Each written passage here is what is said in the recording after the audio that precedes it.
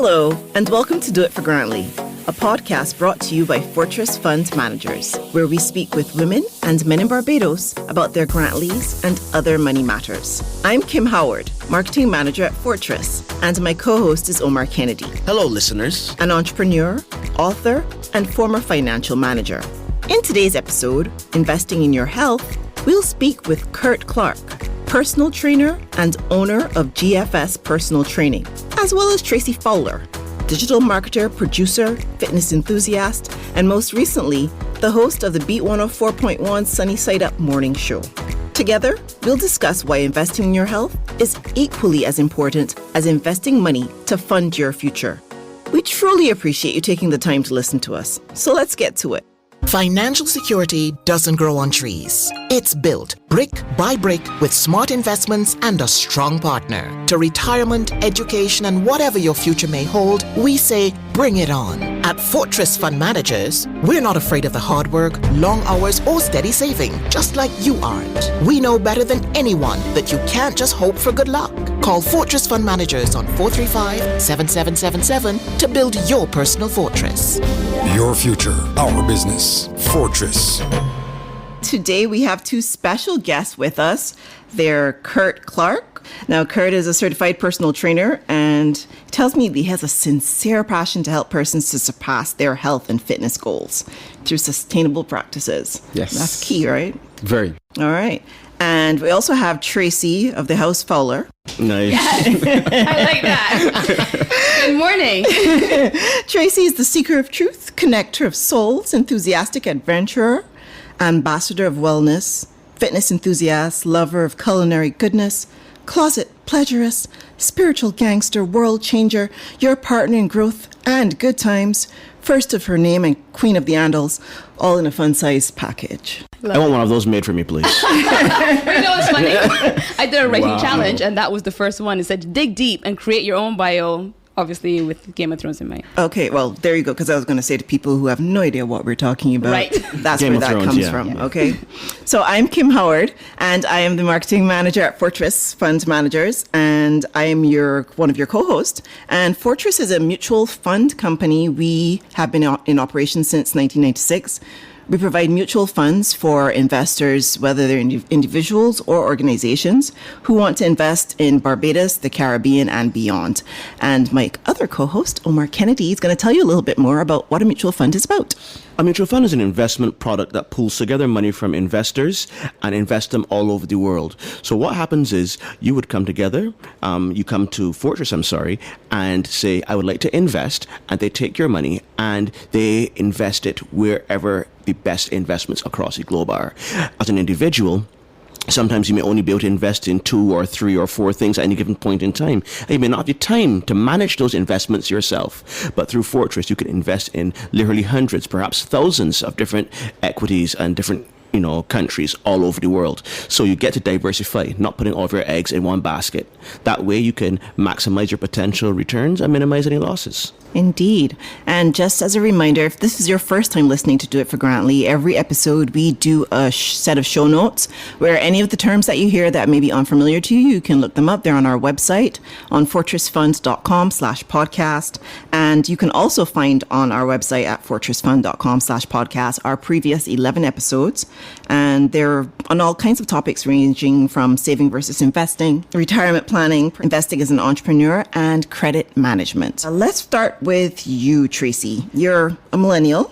And just one, yeah, I know, right? What does that exactly mean? On the edge. On the edge, edge.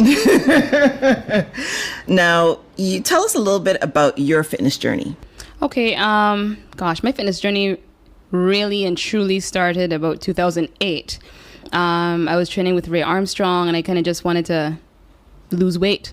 And my parents joined me, and it became a family fitness thing we did together with Ray 3 days a week. At some point, I lost it. Just didn't get back to the gym. I lost the motivation and all that, gained some weight.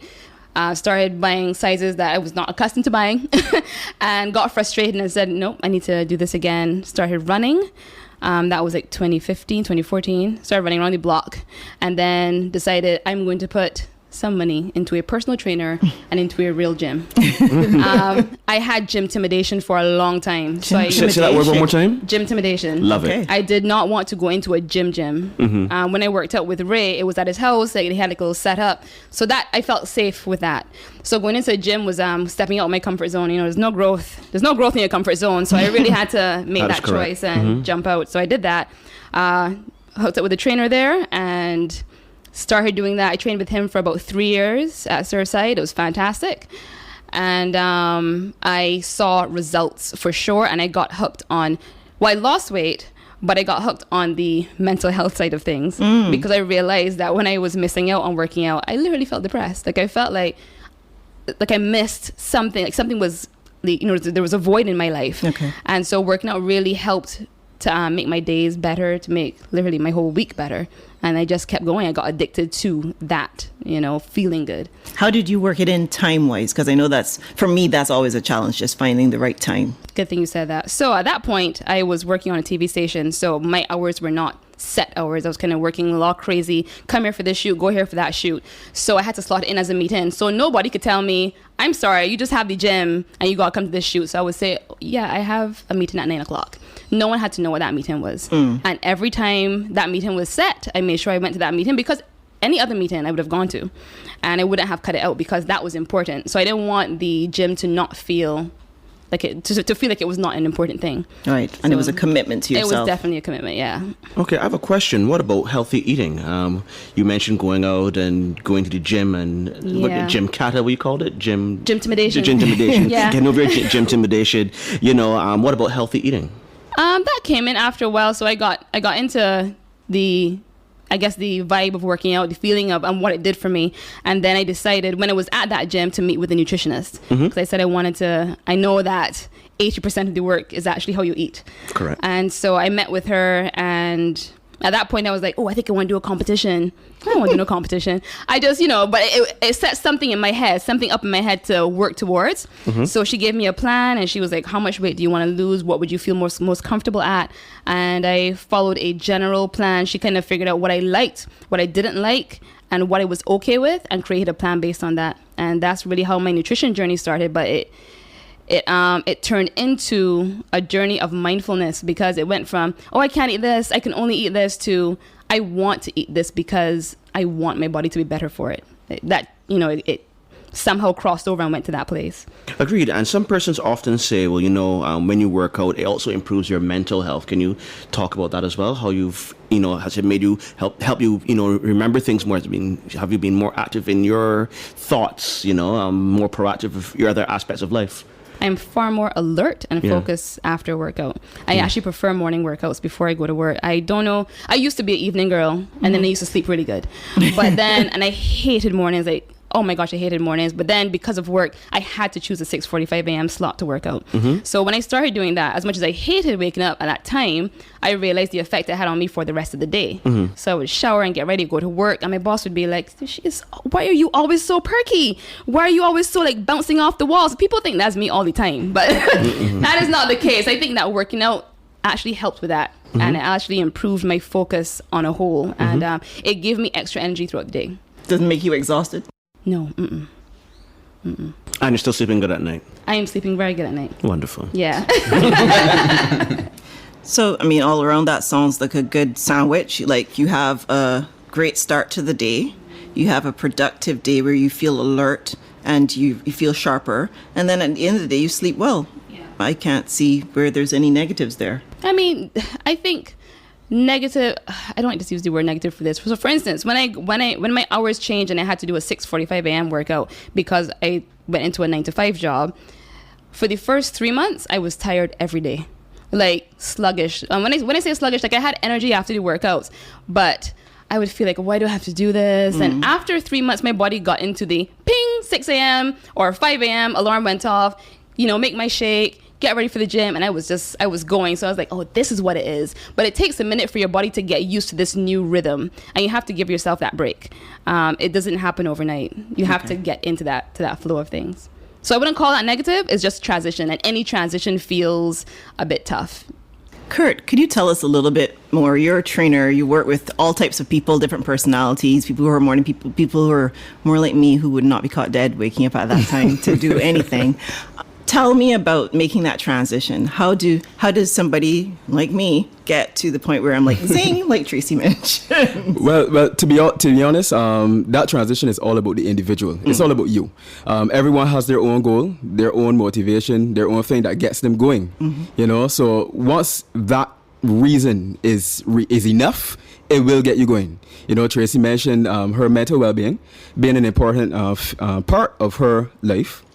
And that was key in helping her to get up and get going. So if there is something for you, you know, a lot of people have, I don't know, they want to fit in the academic costume. They want to, you know, different things. They want to play with their children. They want to play with their grandchildren.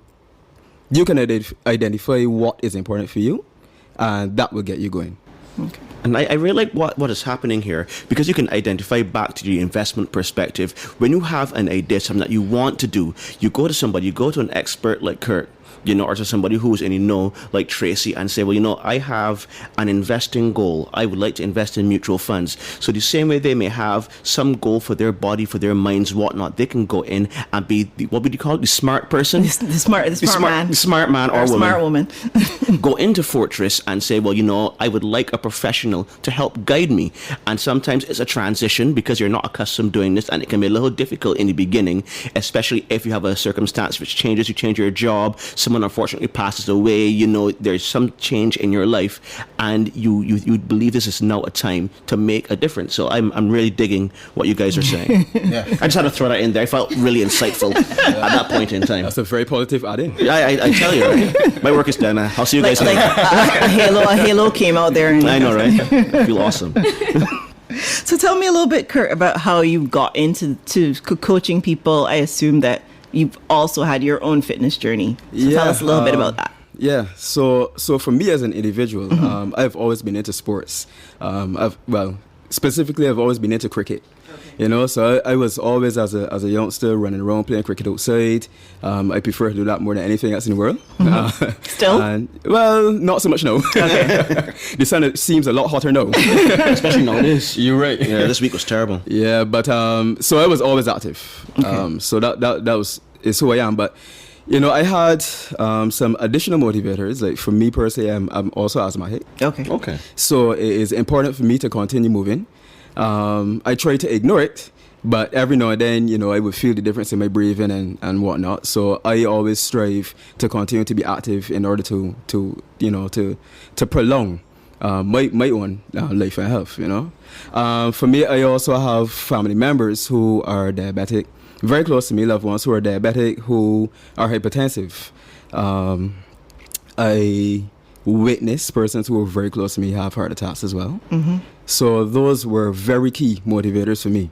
My mom, actually, she is one of the persons I'm speaking of. Okay. So while she had to make some of her lifestyle changes, that also influenced me to look at things differently.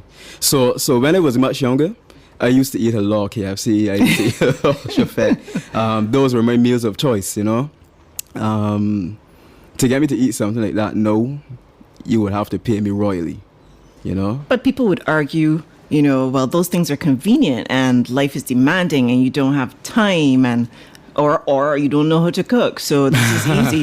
Like I see the how those things are attractive. So yeah. How do you encourage people to make that commitment to themselves and to their health by making, not necessarily, because Tracy alluded to this earlier, not necessarily restricting their diet, but making active, conscious, better choices for themselves?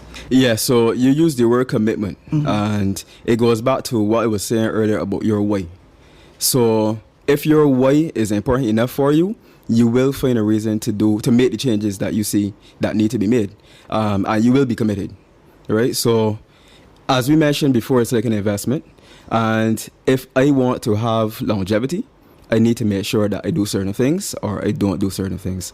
So in terms of making it easier for myself and you know, things that would make things easier for other persons, at the end of the day, we always perceive that we are busy. We always perceive that we don't have time. But if we schedule our time correctly, or if we look at, the block of time that we have in between the time that we are not sleeping or in between the time that we're sleeping, we can segment that time so that we are able to make preparations. So I always say it's good to be able to control your environment. And what I mean by that is that if you have meals already prepared, for example, if you cook, you make a one huge meal, right? You cook that on a Sunday. That should stretch you, or it can stretch you possibly till Tuesday. That way you always have something that when you're hungry, you can pick up. So you don't say, oh, shoot, well, I'm hungry now. And you have to go and pick up something from, somewhere that you probably don't want to pick up something from. Which is more expensive anyway. At the end of the day, yes. Yeah, because, people think it's convenient, but really a couple of years back, we had done this little calculator. And in doing it, I actually went out and sort of just documented prices of things to work out how much it costs. So what's the cost of a whole chicken? I don't eat meat, so a whole chicken is what? About $18? Right. And how far will $18 get you in a fast food place? Like, you get one meal out of that, you can't get two. More than that, yeah. More than right. that, yeah. How much meals can you get out of a whole chicken, for example, or a piece of fish? That's going to cost you. Well, the fish would be more expensive, but people often don't think about it that way. But it's also it's protecting your health, but it's also protecting your pocket, because these are choices that you can make to help stretch your money further, to give you the money to free up to do something else. People that may say, well, I don't have any money to invest. I don't have enough money to invest. Well, we've already talked every time that we've had this podcast about the fact that you can start at Fortress with as little as $100. Mm-hmm. So if you add up, how many of those, Omar, you're a mathematician, how many of them $18 meals you need before you can come into Fortress? If you skip how many of them? All 5, 6? Yeah, something around there. Yeah. So, when you start to think about it that way, then these things seem a bit more achievable. So I like what you said too about if you sort of identify the time in between when you're awake and sort of, cut it up and decide. And also Tracy mentioned the same thing about how you can schedule an appointment, because this is an appointment and nobody can change for you. I think too, what you shared too, Kurt, about having relatives that may, or seeing people close to you, have different challenges. I think that's some wisdom that comes with age. I don't know how old you are, but I think that's a perspective that comes with age. I think when I think of people who may be in their early 20s, who, as like my grandmother would have said, didn't see a star pitch yet, but they have a different outlook, right? Everything is great, there's no problems, all is well, party, and they don't necessarily see that there are repercussions for some of the things that they may be doing. And one thing I've found in life as well is that, there's an analogy I like to use: if you hang around in rum shops, you will drink rum. And if you hang around persons who have their fitness and their health at heart, as the things that they hold closest to them, the odds are you will do the same thing. So likewise with with financial investing. If you hang around with persons who are very forward thinking about their future, you will probably invest more. So it's also a matter of making sure you construct an environment around yourself where you're around the persons who can help you get in the direction which you need to go. So crowdsource your crowd. Exactly. Yeah. True. Wise words. I know, right? I'm on the ball today. Yeah. I woke up really. I like it. All full of wisdom today. Did you work out before you came here? No. I work my mouth. So tell me, Tracy, do you invest in a traditional sense? No, I want to, though. Okay. I want to know more about it. Okay. Well, you're in the right place. I seem so. I need to hang out with the right people. What about you, Kurt? Yes, I do. Okay, good. What took you there? Through my university degree, I did computer science and management. Okay. So that was an easy pathway towards learning about investment. Okay. One course in particular, which is called financial management, that taught me so much about, investing in mutual funds, stocks, et cetera, et cetera. And I actually found it, as much as, it's risky, there's a bit of fun involved because you can see the return on the investment as well. Mm-hmm. But I do think that is an important part of growth, and it helps you to achieve the goals that you want to achieve. Agreed, and one must also note that, just like working out, with investing, there's a risk versus reward. If you push yourself harder, you may be able to get greater returns, as long as you're being safe. Of course, you're not going past your body thresholds. So there's some investments which may be riskier than some other investments, but of course, with more risk, there tends to be more reward. Yes. And also, we encourage people to consider the stage in life that they are. So, for example, you may start with $100 because that's all you can manage right now, and you may continue putting that amount in every month. But circumstances change. 5 years from now, you're in a different job. You have a little bit more flexibility, so you can bump that amount up to something a little higher. There's also the reality too of people who are investing, for the long term, the real long term, as in like out to the point when they retire. We always encourage our investors who invest in our pension fund, for example. We have a number of options available, and there are 3 of them, and they're oriented towards your age and stage of life. So when you're younger, we tend to encourage people to be more open to risk, because the reality is that it's a long time thing, and so you have time to recover if there are any issues. Whereas when you're older, you're 10 years out or 5 years out from retirement, you definitely don't want to put your money in something that's high risk. You want to be conserving what you've invested over all your working life, so that you can have something to take you through the years after retirement, which in some cases can be just as long as the working years that you've had. And which is what's equally as good as well, is that when you look at the long-term trends for these investments, although you will see the blips, you have an oil crisis here, you have a war there, you have this, that, and the third. A tweet here. You will realize that the general trend is always up. So if you have a long time to retirement, if you have a long time to your financial goal, sometimes it's better, as Kim said, to invest in something which is a bit more risky, because the potential for reward is also there. Likewise, when you're younger and exercising, you can do a bit more things than you can do when you're older. When you get older, you get some problems with your hips and your knees like I do, so then you would have to, take it a little bit more calmly, and, there's still things you can do, but you change your template a little bit. You may not do as much running, you may do cycling or swimming or something like that, which is easier on your joints. Right. So, Tracy, many people say it's very hard to balance everyday life and eat more healthily. Would you say it's difficult to do? Yeah, I think it is and it isn't. I think it depends on what you like. For instance, someone can choose to do, as Kurt mentioned, meal prep. Every week, I just have chicken, sweet potato, and broccoli, or chicken, sweet potato, and okra. Okra costs $2 a pack, and you get enough okra in there, right? Sure. So you could do that every single day, and some people are comfortable eating the same thing every day, and you will see results from that. Me now, I like quinoa, I like brown basmati, I like mushrooms sometimes, I like to buy blackberries. So, but obviously I manage my money based on what I know I like, and I shop all over the place, farmers markets, some supermarkets, depending on what I know, what the price points are. So that's what helps me out. But it can be expensive depending on what you like, because a lot of the healthy foods are imported. Thankfully, a lot of local people are doing things now, like protein balls and just making things a lot easier. Protein bars, even. Unfortunately, not really supplements yet, but even things like buying supplements, that can also be expensive.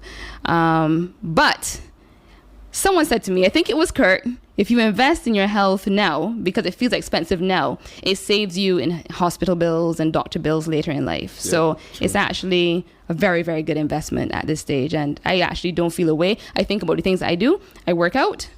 I like to eat good food. And I stay at home, so I make sure my home is nice and comfortable. And, so I like it. I don't eat out a lot, so my money doesn't go to that. I don't shop that much either for clothing and all that. So my life is pretty simple, and so I know what I'm spending the money on. I know what I'm sacrificing. I think, as Kurt says, know your why, and then when you know your why, you can prioritize to suit. So does this mean that if I want to be a fitness bunny, that I have to stay home all the time? Or are there ways that we can go out and have fun and do some other things and still maintain our fitness? What would you advise persons who could be socialites but still want to maintain a degree of fitness? But at the end of the day, life is about balance. Correct. Fitness is only a part of your life. But having said that, it becomes a characteristic. So everything you do, kind of revolves around your health. But as you did mention, at the end of the day, you might like to go out every now and then, scrap over time. You might want to have a drink. You might want to have a beverage. But everything in its limitations, you try to I'm not promoting drinking in any way, but some persons do like to unwind with a glass of wine or, have a social drink. And you just have that glass, at the end of the day, that's not going to do much damage to you. You go to dinner, you have a meal, you try to be stress-free about it. You don't want to be at a meal counting every single calorie. No. But you make changes around that, if you know that you're planning for it. And if you didn't plan for it and you just want to go and have a good time, forget about it. The next day, you're back on track. Okay. So don't get derailed. Don't get derailed. I mean, it takes a little while to get derailed. If you have one bad meal, that's not derailing. And is there really such a thing as a bad meal?